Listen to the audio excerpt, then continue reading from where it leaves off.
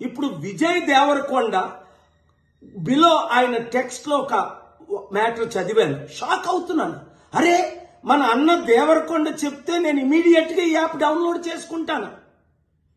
అలాగే బాలకృష్ణ అట, మంచు లక్ష్మి అట, ఇలాంటి వారు 25 మంది ఇప్పుడు అరెస్ట్ అవబోతున్నారు.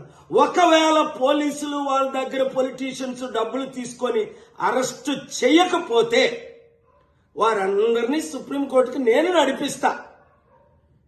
ప్రకాష్ రాజు లాగా మీరు కూడా తప్పయింది అని ఓపెన్ అపాలజీ చెప్పినంత వరకు.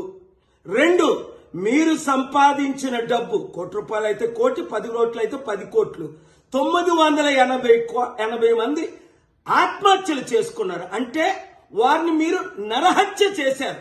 మీ ఇన్ఫ్లుయెన్స్, మిమ్మల్ని ఎంతో ఫాలో అవుతున్న ఈ ఫాలోవర్స్కి మీరిచ్చే గిఫ్ట్ ఇదేనా? మానవత్వం లేదా?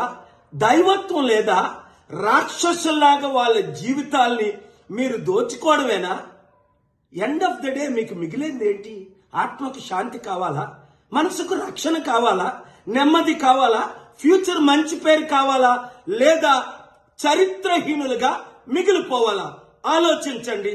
72 గంటల టైం మీకు ఇస్తున్నాను.